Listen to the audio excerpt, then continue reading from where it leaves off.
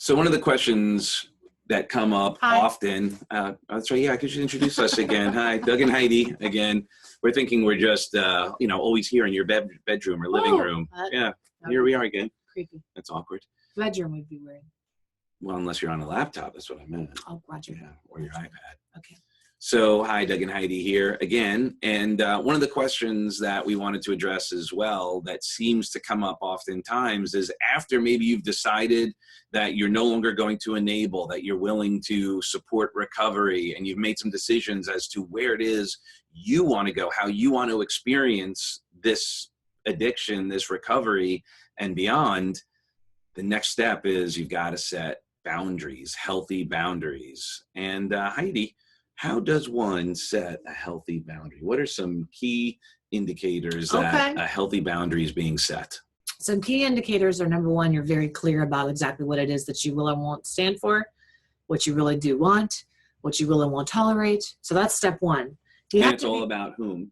Oh, well, it's all about you. So you can't set a boundary to manipulate another person. That's called an ultimatum.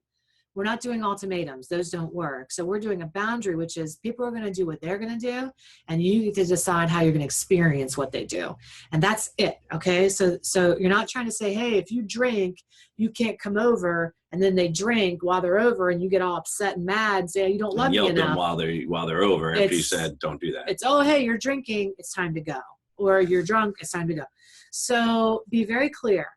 Okay, number one, about what it is that you will and won't tolerate and what your plan is. Number two, use direct, assertive language. No wishy-washy, and use very few words. Just be crystal clear, right?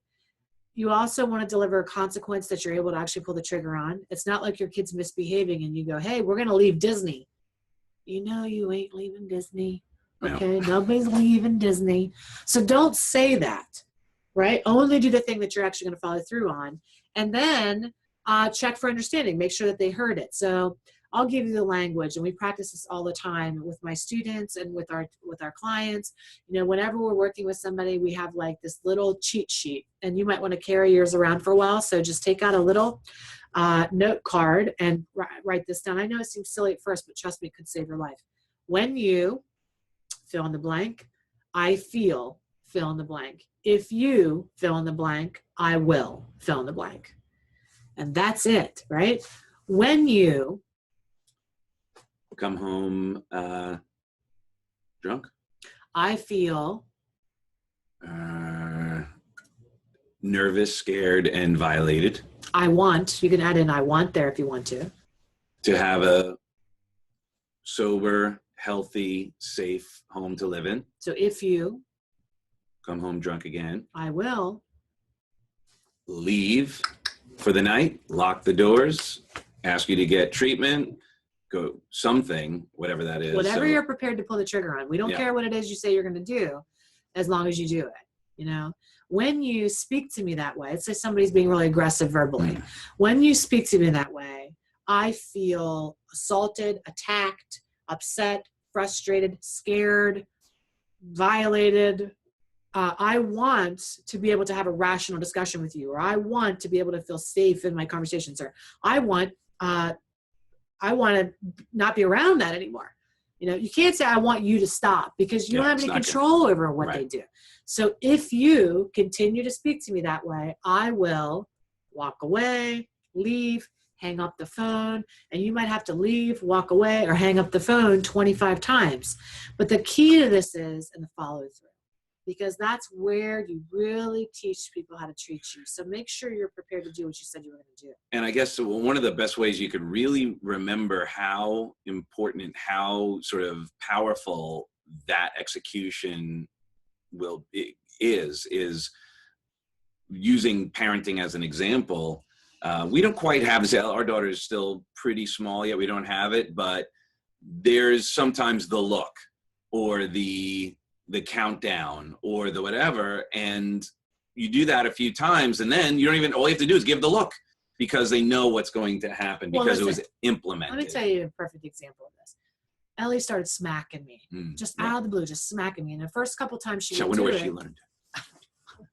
he's joking. Of course. So Ellie would smack me. And at first we would have this, like, our tactic was to go, oh, Doug would Right. come to my rescue. Ellie hurt mommy. Oh my goodness, mommy, are you okay? And then Ellie, come say sorry. And we would do this whole thing. And at first it really worked. Ellie would be really upset that she hurt me, and she would come over and say sorry. But then what happened a couple of times after that is she had this little bike in the house, and so she would get on her little bike after she hit me this one time, and we did the whole, oh, mommy hurt. And she was on her bike, and she was like, And drove off. Yeah. and sped off, like. And so we were like, okay, so now we have to up our game a little bit. So it was turning the timeout, and she doesn't like timeout. And the first couple times that I did it, she would flip out. She would, but immediately she would, be in there for a minute or two in timeout and go, sorry, mommy, right away. And we wouldn't have that issue. Well, one night she figured she would really test me, because your loved ones are not going to test your boundaries when they know you mean business. They're going to test you in a weaker moment. Yeah. When they think that you're going to slip and slide. Okay. That's how you get manipulated. And it's a natural inclination to do that, to see what we can get away with, whether we're in addiction or not. So she picked her time to really test if I was going to hold the boundary when it was 10 o'clock at night and we had already been in bed. It was like about 9. We'd already been in bed for like an hour. And then I was half asleep. I was so tired, and right on my face. And I was like, shit. She just did that. Now I'm going to have to, I said, Ellie, do you want to go to timeout? You're going to go to timeout. You do not smack mommy. One more time, you're going to go to timeout. She was like, oh, okay, I don't want timeout. She laid back down.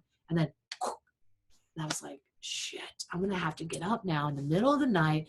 We bed share. So I was like, I'm going to have to traipse across the whole hall, put her in timeout in her room, shut the door, wake up, all this stuff. And so I was like thinking to myself for a minute, and this is why we enable behavior, because it's inconvenient for me to hold the bottom line. So I was just praying that she wouldn't do it again, because I did not want to get out of bed. But sure enough, there it comes again. So we had to get up. We got out of bed. We put her in timeout. And I think in that moment, she really understood. Yeah. It doesn't matter what's going on. Mom's going to hold this boundary. We could be anywhere in time. And I could tell you this, my friends.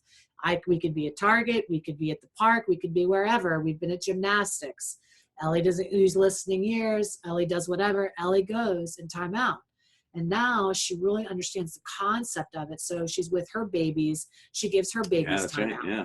And she says, oh, baby's not nice. Baby bit this baby, or whatever happened. She puts the baby in timeout. She waits for the baby to say sorry and to come out. And she's getting the discipline, and she's teaching her babies the discipline.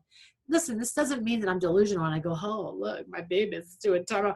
Or maybe you don't believe in timeout or whatever. It doesn't matter. And I'm not delusional to think that we're not going to be tested. Oh my God, 10 times this. But what I'm saying is, and what Doug was saying is, the more that you practice your chops at holding the line, the less testing there'll be. Right.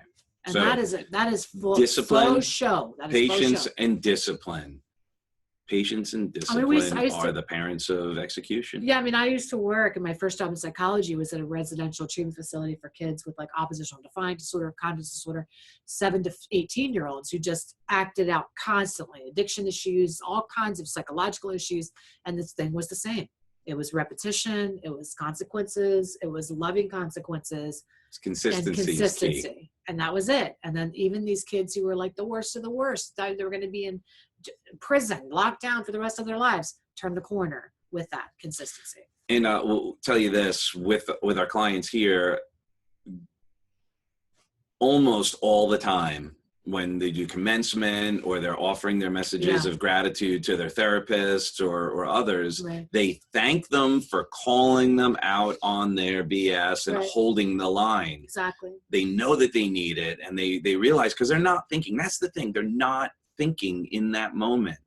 So this boundary is for you, because they're going to do what they're going to do anyway. They're not thinking. Yeah, it's not for them. It's for you. Exactly. It's for your bottom line, for your peace of mind. And I only shared with you that other bit to maybe that part of you that is worried about the challenge. Well, that's why we don't do it, because we feel like they're not going to love us. Right. Or they're going to be mad at us, or they're going to, but they're grateful in the end. Right. Just want to let you People know want to that know what they can that's expect why. from you all the time. So Yeah. that's good that you said that. All right. Well, we'll Yeah. see you in another video really soon. And we love you. We'll see you again. All Bye. right. See you in a bit. Take care.